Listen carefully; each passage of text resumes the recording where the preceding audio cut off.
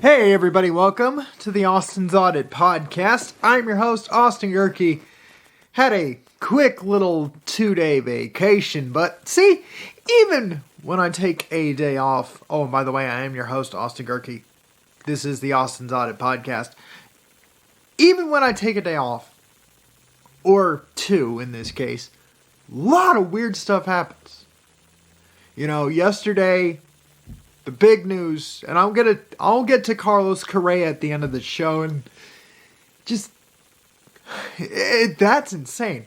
And then Franco Harris is passing basically the same week as the 50-year anniversary of the Immaculate Reception.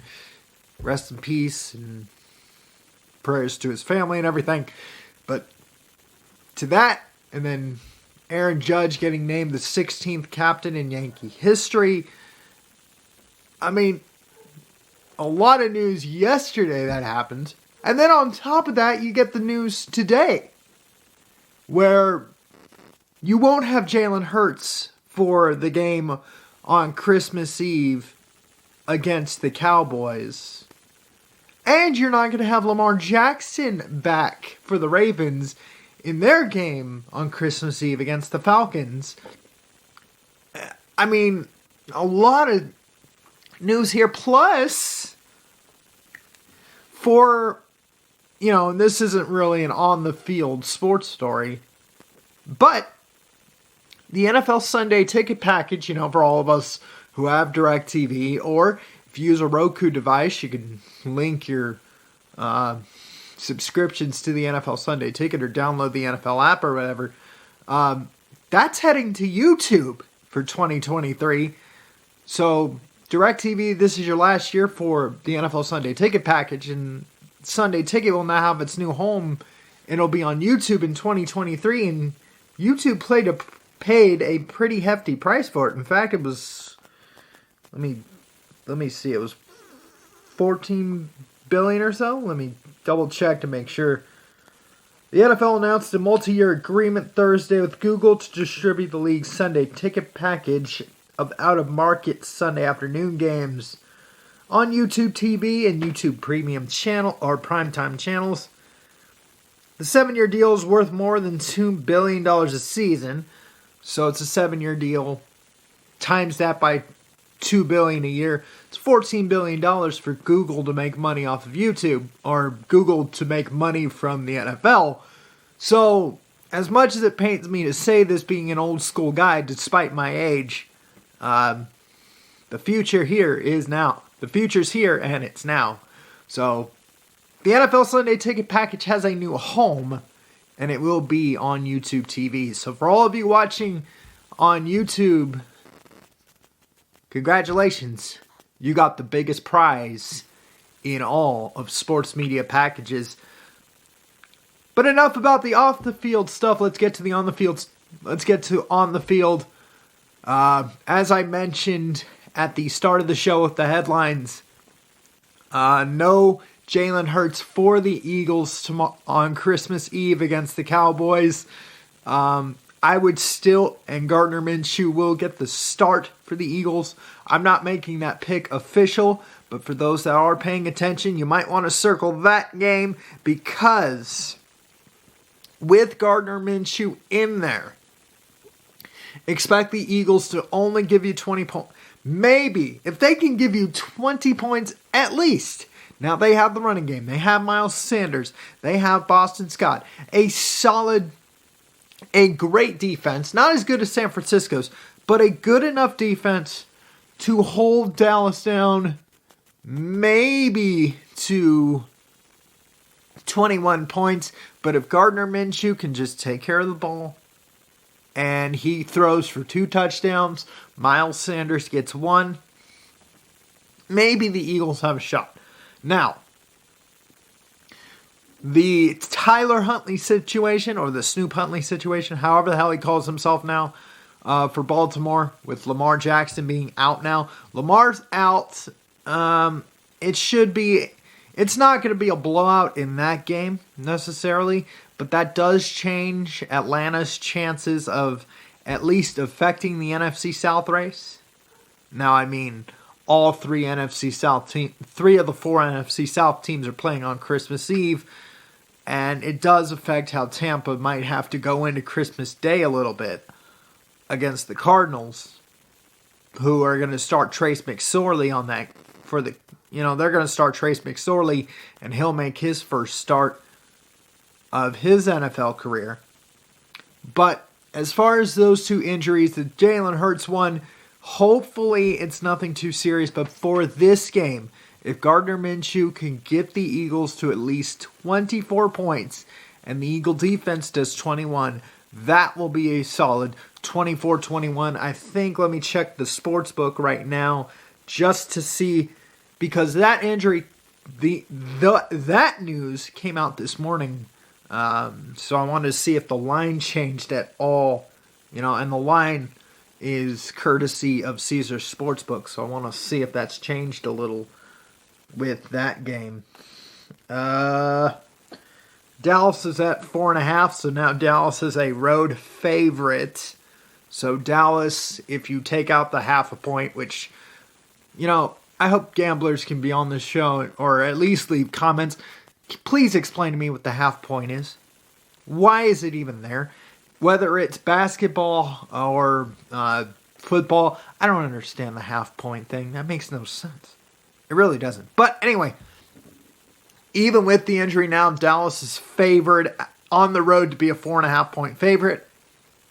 But I'm going to go with the home underdog here. I'm going Philly 24-21.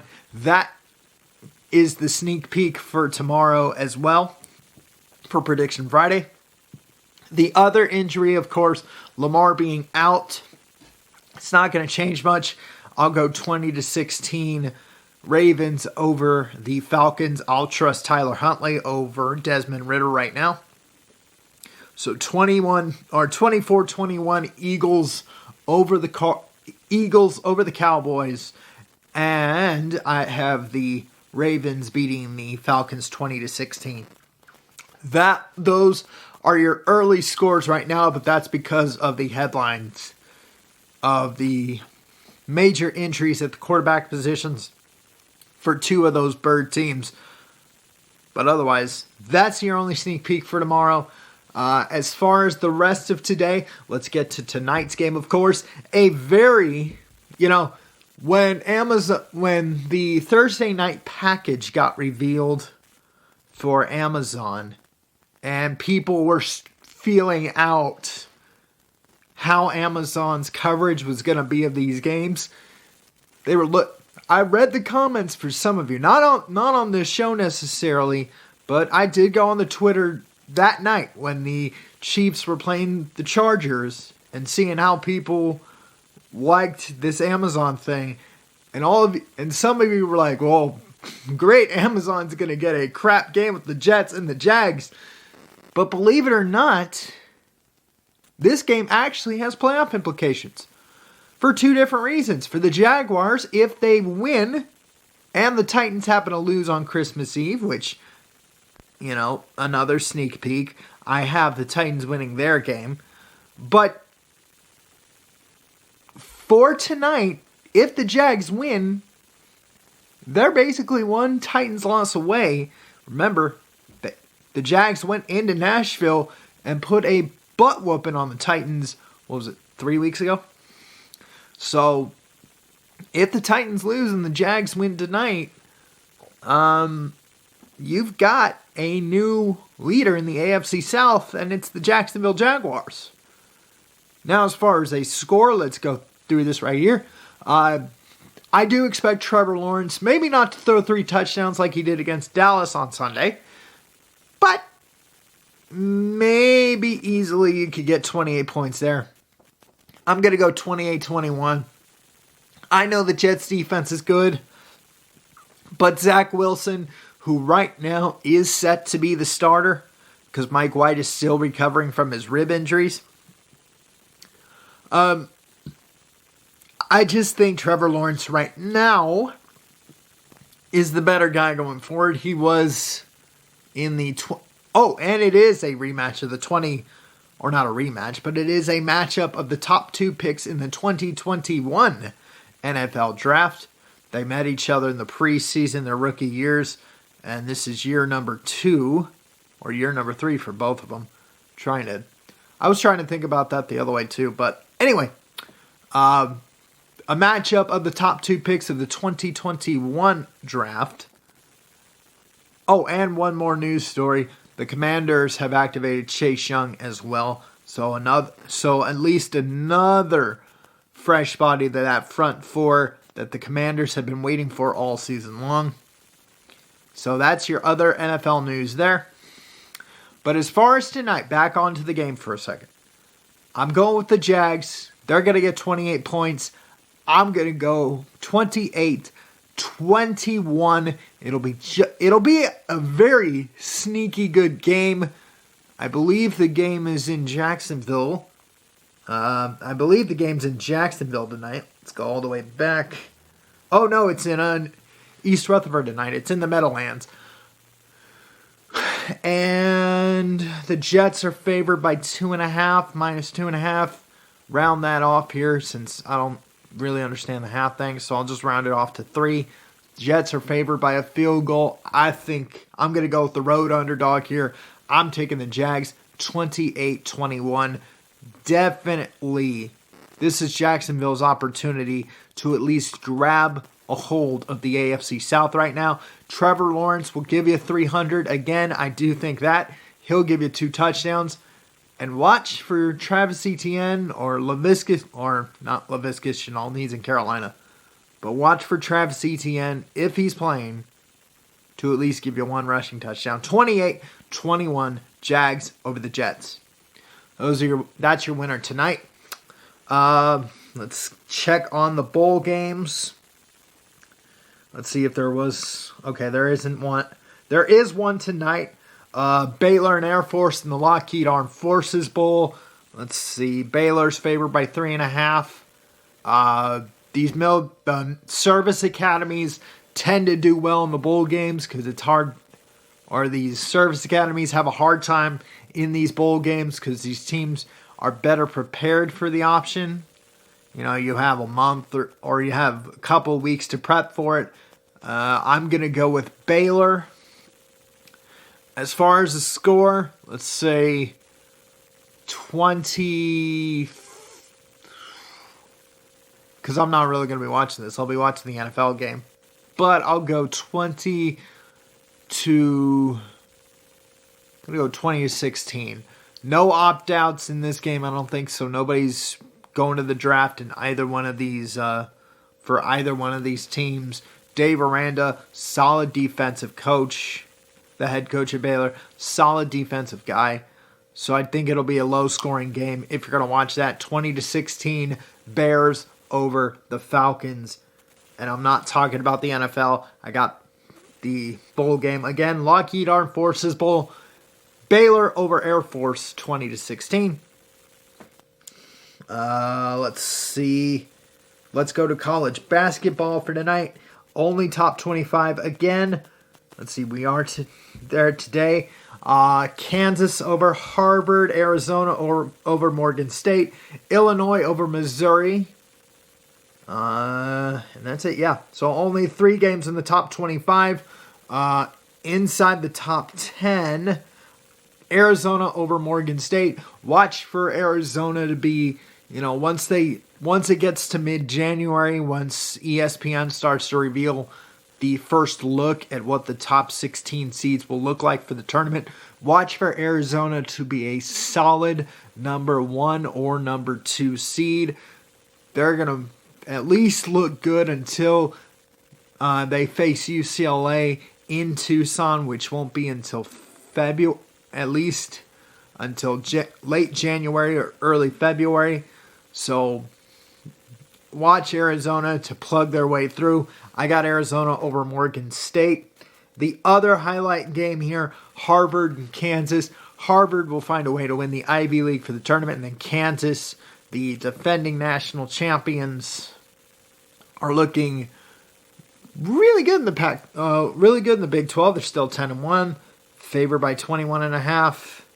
Harvard won't win this game, but expect them to be a tournament lock come March. So there's a reason to watch that if you're a college basketball fan. NBA, guys, only 2 games on. Again, Spurs, Pelicans. I'm going with the Spurs. And I got the Jazz over the Wizards. Again, winners tonight, Jazz and the Spurs. For the NHL, let's get through this very quickly here. We already had 1 game finished today. The Maple Leafs beat the Flyers 4-3. As far as the games that aren't underway yet, I'm going with the Bruins over the Jets, the Islanders over the Rangers in the Battle of the Big Apple, Capitals over the Senators, the Penguins over the Hurricanes. I'm going to take the home favorite there. Kraken over the Canucks, Kings over the Flames, and the Wild over the Sharks. Again, winners tonight, Wild, Penguins, Kraken, Kings, Capitals, Islanders, Bruins. Those are your winners. All of them in one. With that, I know I got through the headlines, and of course the headline from yesterday, the top headlines from yesterday.